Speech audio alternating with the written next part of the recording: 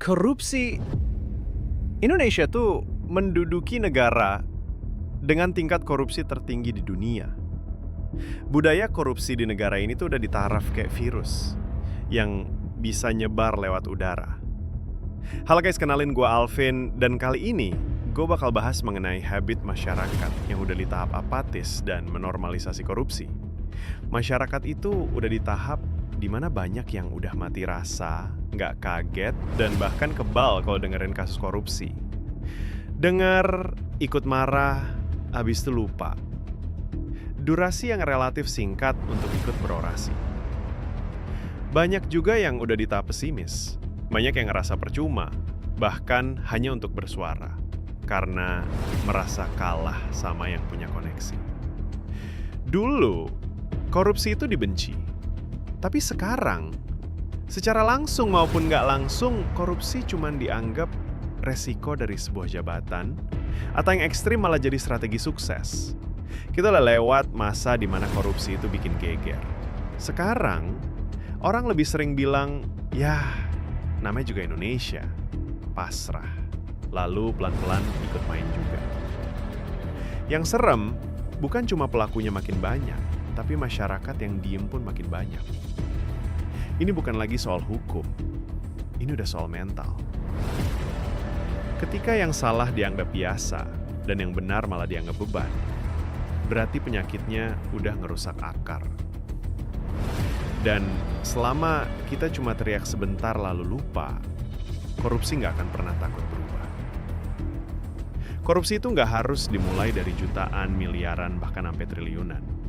Dan itu pun nggak serta-merta kalau harus uang saja, kebohongan, pura-pura nggak lihat juga jadi salah satu pemicu awal dari tindakan menormalisasi sebuah korupsi. Ini juga bisa disebut sebagai korupsi mikro. Memang nggak kelihatan, tapi justru dari situlah sistem bobrok dibangun. Karena makin sering orang yang ngeremehin hal kecil, makin kuat pula pola pikir yang kayak kalau semua orang lakuin ya berarti normal. Dan begitu dianggap normal, dia nggak lagi dilawan, tapi diteruskan, diajarkan, diturunkan jadi kebiasaan. Entah dengan sadar, atau secara nggak sadar. Itu kenapa sistem bisa korup dari bawah. Bukan karena maling besar, tapi karena semua orang nyambung sedikit demi sedikit. Lalu gimana cara nanganinya? Akademik? Ceramah? Atau demo besar-besaran? Faktanya hal-hal kayak gitu udah sering dilakuin tapi masih nggak ada hasil yang cukup signifikan.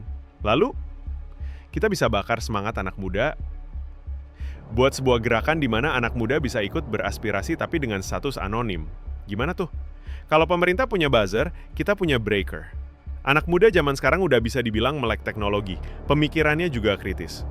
Buat paradigma di kalangan muda untuk berani teriak dengan lantang, dengan status anonim, bahwa kita harus lebih tegas lagi untuk mengintercept, untuk lebih skeptis terhadap statement-statement pemerintah yang kadang isinya cuma ngamanin diri doang. Teknologi ada, voice changer juga banyak. Lo nggak perlu harus buat video, buat berorasi dengan rekam muka. Cukup jadi anonim, tapi bedanya, sekarang banyak yang bener-bener nyindir pakai video yang simple tapi nusuk.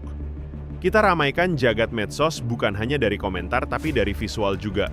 Ini bakal ngasih efek psikologis ke anggota pemerintah yang gagal, yang susah dengerin suara rakyat. Kalau lo malu buat video, jangan tunjukin muka lo di video. Kalau lo nggak pede sama suara lo, pakai voice changer di video lo. Kalau lo masih gugup buat ngerekam suara lo, ketik aja dulu aspirasi lo. Beranikan diri lo untuk bersuara, jangan diam saja. Kita satu bangsa, kita satu suara. Ingat, gak perlu harus bersuara untuk membuat video.